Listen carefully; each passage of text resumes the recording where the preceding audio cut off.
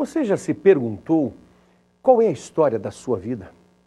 Como se divide a história dos seus passos? Desde o ventre materno até o primeiro choro, o primeiro dente, a primeira palavra e por aí numa sequência. Mas espera aí, tem sequência? Tem. E será que muitas vezes podemos inverter essa sequência? Sim e não. É por isso que a história, dentre tantas outras coisas, é maravilhosa. A história nos ensina a compreender os passos de ontem, nos alerta para a manutenção dos nossos passos que acontecem hoje nos mais variados lugares. E a história, com toda certeza, projeta uma possibilidade de futuro. Porque é lá na frente que o que se constrói hoje, o que se construiu ontem, também será desvelado. O termo é esse, o desvelar. Por isso o Projeto Eureka se preocupa, sim, com toda certeza, em proporcionar um viés interessante através da história.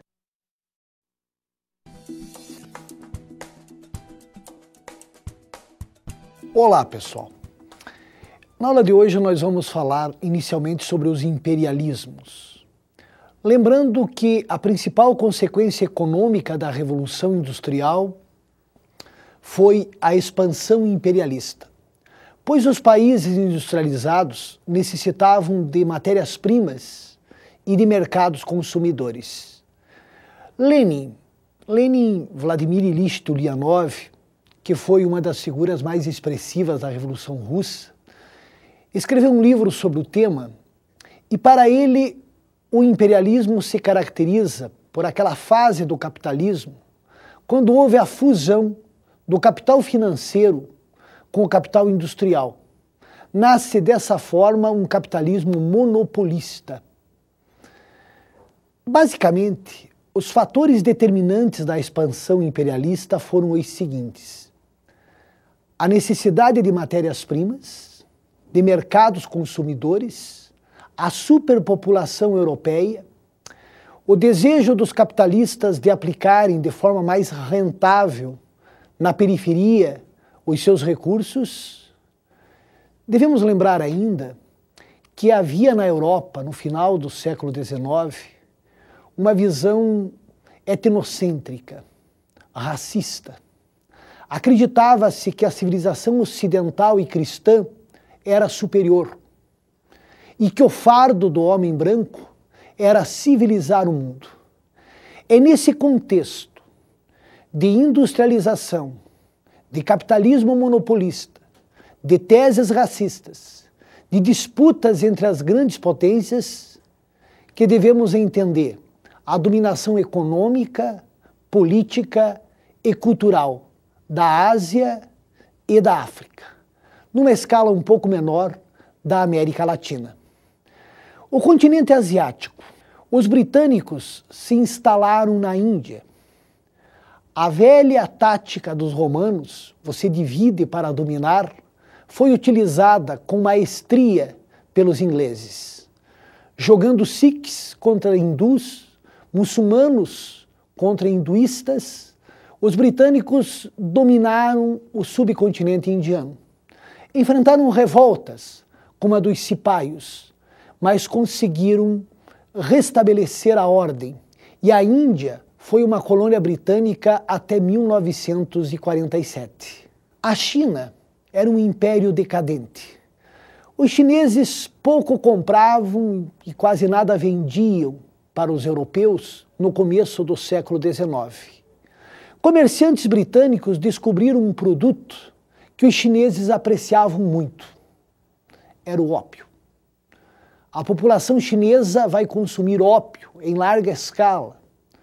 Os britânicos cultivavam papoulas na Índia e vendiam o ópio na China. Preocupados com a saúde de sua população, o imperador chinês proibiu a comercialização e o consumo do ópio. Os britânicos, em nome do livre comércio, foram à guerra. E entre 1840 e 1842 ocorreu a Guerra do Ópio. Os chineses, inferiorizados em termos tecnológicos, acabaram sendo vencidos. A China teve que entregar à Grã-Bretanha Hong Kong e teve que abrir 5 portos ao comércio internacional. Mais tarde, os chineses se rebelaram, foi a chamada Revolta dos Boxer.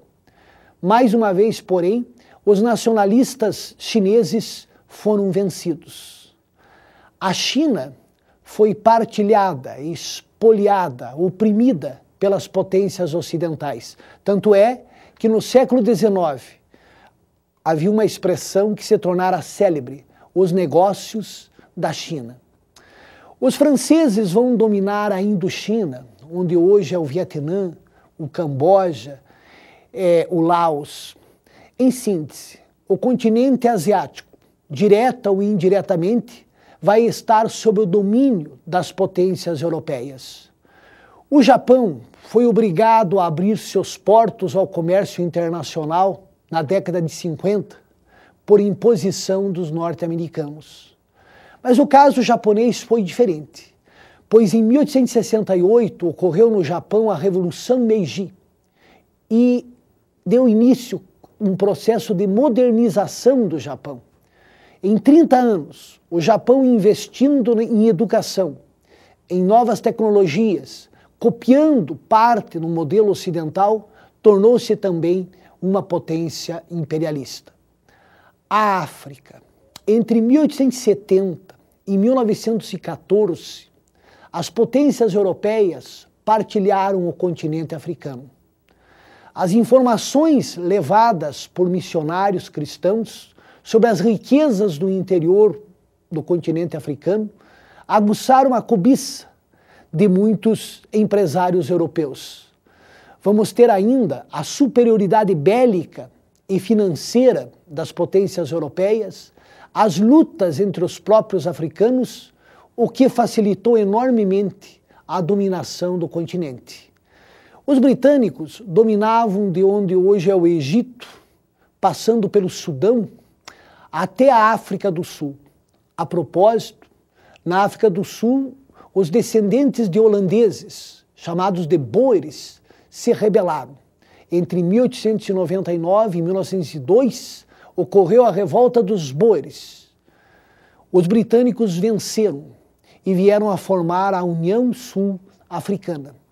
Os franceses dominavam grande parte do norte e nordeste da África, bem como parte da região central do continente africano, onde hoje é o Marrocos, a Argélia, a Tunísia, a Mauritânia, o Senegal.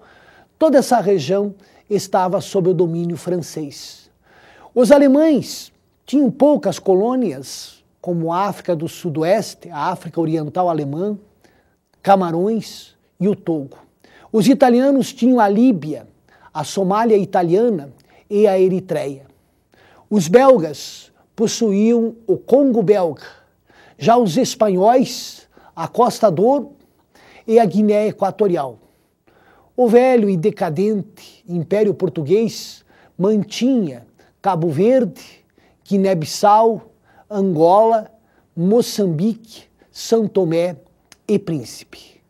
Somente após a Segunda Guerra Mundial é que os africanos vão se libertar.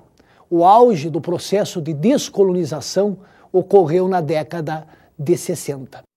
O imperialismo na América Latina. Os britânicos investiram em obras de infraestrutura e fizeram concessões de empréstimos aos países que recém tornaram-se independentes. No final do século XIX, o imperialismo norte-americano foi ganhando força. Temos o presidente Theodore Roosevelt com a política do Big Stick, o grande porrete. Em síntese, a América Latina, mesmo independente politicamente, vai estar subordinada econômica e culturalmente, primeiro à Grã-Bretanha e França, depois aos Estados Unidos.